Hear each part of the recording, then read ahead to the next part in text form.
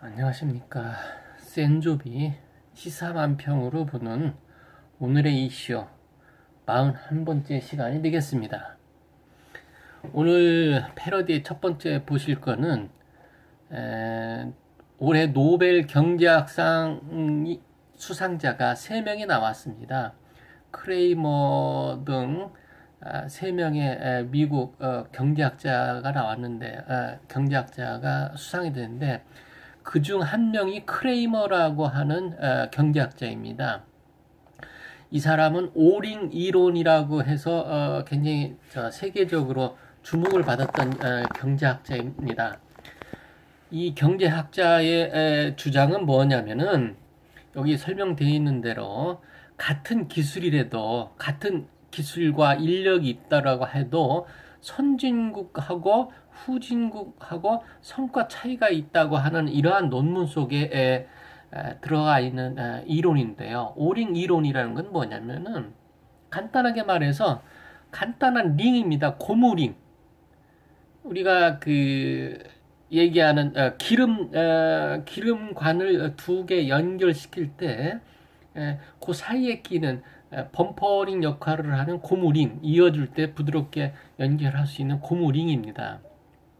그런데 이제 이 경제학자가 주장하는 가장 큰 이유는 뭐냐면은 가장 큰 주장 키워드는 뭐냐면은 그 챌린저호가 발사 몇 분 만에 폭발해서 그 사고가 일어나는 뭐 우주 비행사들이 전원 몰수하는 최악의 참사가 벌어진 것이 바로 챌린저호 사건입니다. 이때 챌린저호 폭발이 일어난 것을 우리가 살펴보니까 조사를 해보니까 작은 고무링, 그러니까 최첨단의 우주 비행선에서 작은 고무링 하나가 잘못 제작이 돼서 잘못 끼워져 가지고 거기에서 기름이 샜던 겁니다. 그 기름이 흘러가지고 전체 챌린저호를 폭발시켜서 망가뜨린 겁니다.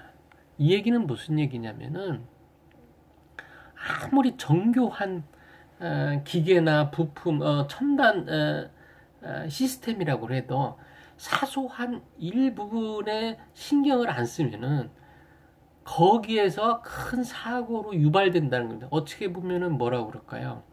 우리 경제학에서도 유명한 나비론이라고도 좀 빗대는 게 좀 어색하긴 한데 하여간 나비론과 같은 겁니다. 간단한 우리가 무시할 수 있는 나비의 펄럭거림이 나중에 태풍으로 번져든 것과 마찬가지로 이 어떻게 보면은 시스템의 나비론이라고 볼 수도 있죠. 작은 고무 파킹 링에서부터 기름이 새가지고 챌린저호라는 거대한 시스템을 망가뜨리고 인류를 멸망시킬 수도 있다.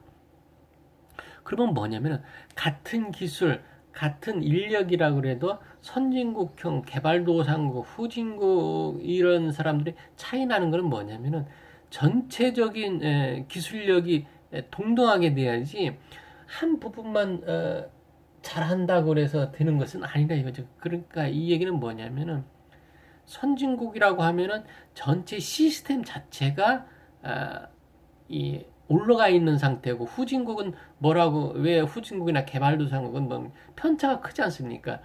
잘하는 데는 잘하고 못하는 데는 못하니까 이게 시스템이 안 맞는 거죠. 챌린저 같이 우주로 비행기를 날아가는데 파킹을 만드는 코모링을 만드는 업체가 수준이 안 되는 이런 그러니까 같은 기술과 같은 인력이 있다고 해도 사회 전반적인 시스템에서 다 챙기는 비행기도 마찬가지죠.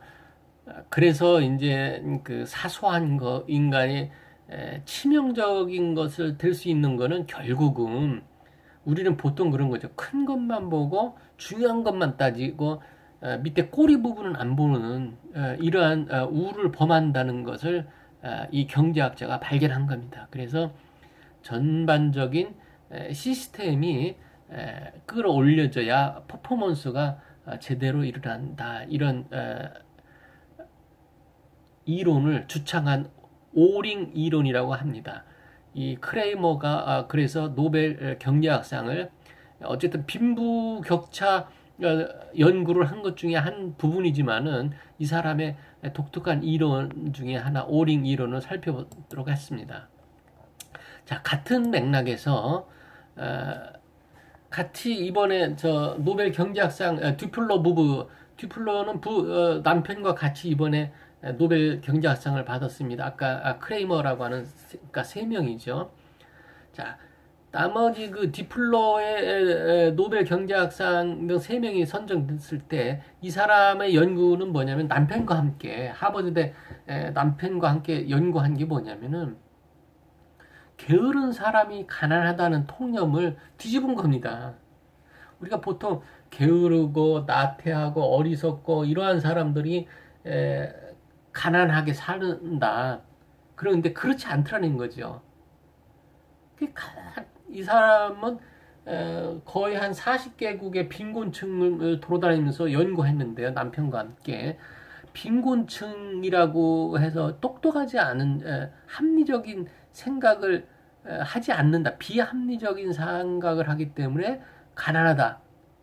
경제학은 합리적인 걸 굉장히 많이 따지는데요. 의외로 부유층보다 빈곤층이 한정된 자원을 합리적으로 사용하더라 이겁니다. 그러니까 10명의 자식을 거느렸을 때 음식은 한 덩어리밖에 없을 때 어떻게 분배를 해야만이 불만이 없고, 첫째 불만이 없고, 어떻게 효율적으로 만족을 시키면서 10명을 끌고 가서 하루를 넘기고 이틀을 넘기고 하느냐, 이런 것을 봤을 때 무척이나 합리적인 인간의 그 동물적인 합리적인 아이디어와 창의적인 노력이 있더라 이겁니다. 그러면 우리가 그간에 생각한 거는 게으르고 무식한 이러한 사람들, 나태한 사람들이 합리적인 사고방식을 못해가지고 가난하게 산다 이렇게 생각했는데 그건 아니라는 거죠. 그래서 이 사람이 추출해낸 뭐라고 할까요? 이론이라고 할까요? 뭐 가난한 집이 자식 많은 거는 또 한 명은 반드시 성공할 거라거나 한두 명은 성공할 거라는 기대 때문에 자식을 많이 낳는다는 겁니다.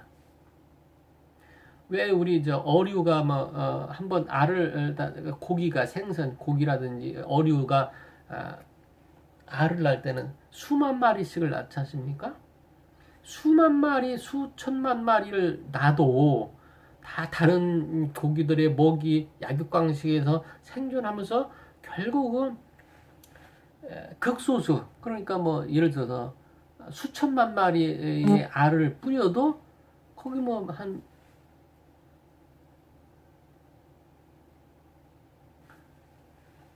5명이나 5마리만 살아도 된다 이거죠. 한번 그 산란했을 때. 이러한 건을 봤을 때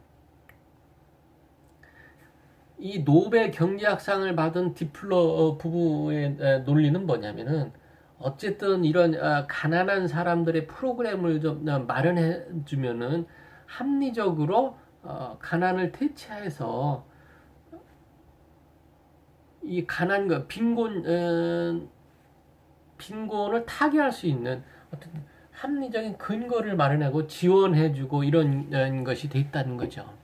그래서 어쨌든 선진국에서 지원 전략, 무상 지원이라든지 유상 지원이든 떠나가지고 아니면 개발 경제학의 이론적인 토대를 마련해준 사건이기도 하죠. 사건이라고 볼 수는 연구 성과라고 볼 수 있을 것 같습니다. 그래서 어쨌든 재미나는 거는 우리나라도 그랬지만은 가난한 집에서 자식이 많으면은 똑똑한 한 명을 집중적으로 공부를 시키는 거죠. 돈을 대고 나머지 형제들은 막노동을 시킨다든지 어떤 뭐를 해가지고 그 뭐라 그럴까요? 더 효과적인 뭐 고시 공부를 시킨다든지 해서 판검사가 돼서 집안을 일으키고 뭐 이렇게 해서 한 우리나라의 개발 시절에도 이런 현상이 있는데 이거를 경제학 측면에서 규명을 한 것입니다. 그래서 노벨 경제학상을 받은 건입니다. 참고로 말씀드리면 이 두플러는 대학교 들어왔을 때 스승 교사, 그러니까 지도 교수하고 눈이 맞아가지고 결혼해서 부부 간에 노벨상을 받는 아주 훌륭한 교수 부부가 되겠습니다. 자, 센조비 시사만 평으로 보는 오늘의 이슈 41번째 시간을 마치도록 하겠습니다.